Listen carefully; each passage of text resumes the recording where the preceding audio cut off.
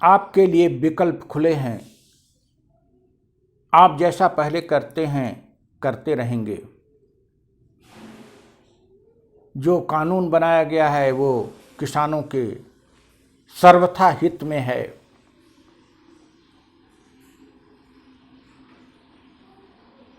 MSP जारी रहेगी, लेकिन दूसरी तरफ कानून में खामियां हैं, तो आइए बात कर लीजिए। हम संशोधन को तैयार हैं। एमएसपी को कानूनी रूप देने के लिए वार्ता बुलाएंगे, करेंगे नहीं। वार्ता के लिए आमंत्रित करेंगे, लेकिन 2 घंटे बाद ही कहेंगे कि ये बेस्ट कानून है।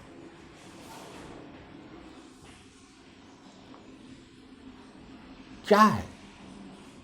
कितने पाखंडी हैं, कितने हिपोक्रेट हैं हमारे प्रधानमंत्री जी।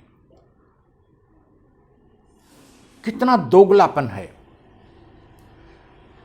उनकी बातचीत का अंदाज जो है, यह दोगलापन वो सुनेंगे, कहेंगे हमको किसी ने दोगला कह दिया, राष्ट्रद्रोह का मुकदमा चला दो। अरे मिस्टर प्रधानमंत्री, जरा समझा करो, दिमाग आपके पास तो है नहीं।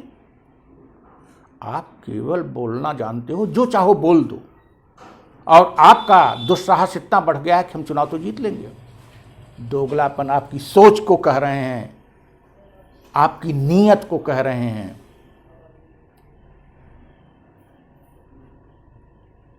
आपके कार्य पद्धति को कह रहे हैं। पाखंडी आपकी कार्य पद्धति को कह रहे हैं, पाखंड। संसद का कानून बन गया,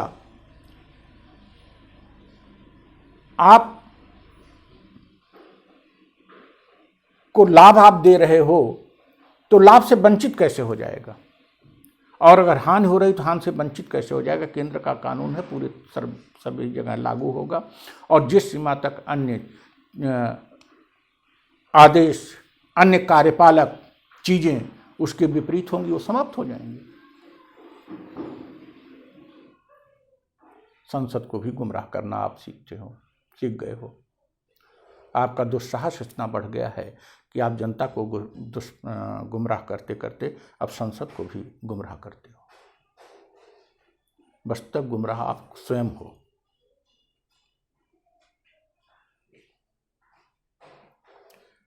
आप वार्ता के लिए बुलाओगे, एमएसपी अभी बात नहीं करेंगे।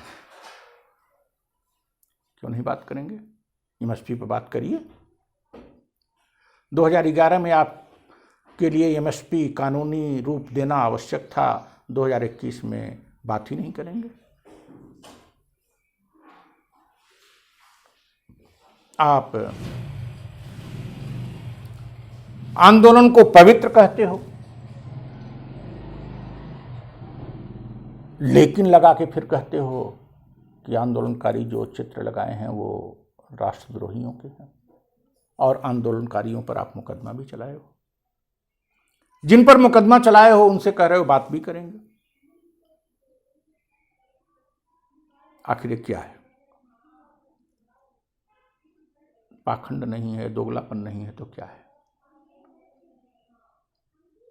अगर आपको किसानों से बात करना है तो जिन किसान के 40 संगठनों से आप बात करते रहें, अगर बात करने के लिए तैयार है तो उनके ऊपर मुकदमा क्यों? और अगर उनके ऊपर मुकदमा सही है तो उनसे बात क्यों? कहिए आप लोग जिनके ऊपर मुकदमा है, बातचीत के लिए कृपया नहीं आएंगे?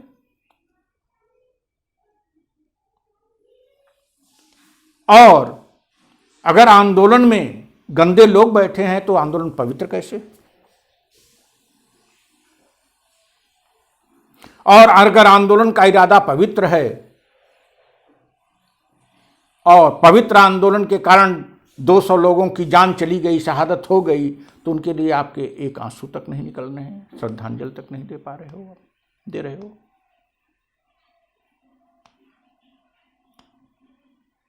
हमको आश्चर्य इस बात का है कि प्रधानमंत्री इस जनता की बात नहीं सुन रहे हैं, किसान की बात नहीं सुन रहे हैं, और विरोध पक्ष की बात नहीं सुन रहे हैं, तो बीजेपी के सांसद क्या कर रहे हैं?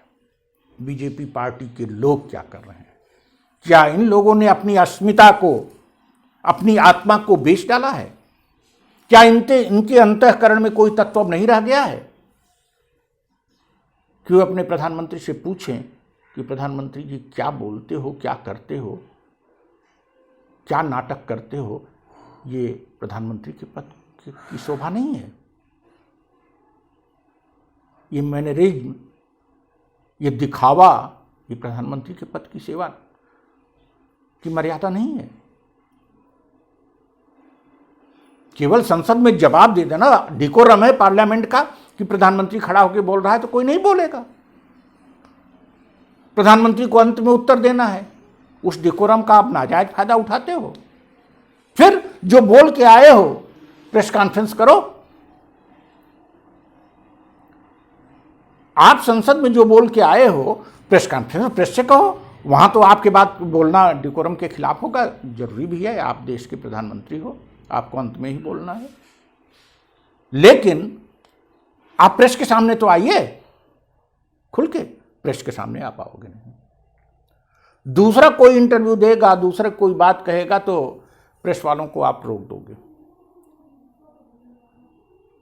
जब विरोध पक्ष का नेता बोलता है तो प्रेस वालों को पता नहीं कहां कहां की कहानियां मिल जाती हैं, चैनल वालों की। आप पाखंड, आपका पाखंड, आपका दोमुहापन और आपकी लफाजी अब चरम पर पहुंच चुकी है। और अब आप किसान नहीं जाएगा आपसे बात करने, आप किसान से बात भी करोगे फिर भी आपका अपराध क्षम्य नहीं है। किसान शायद ही आपको क्षमा करे। Thank you.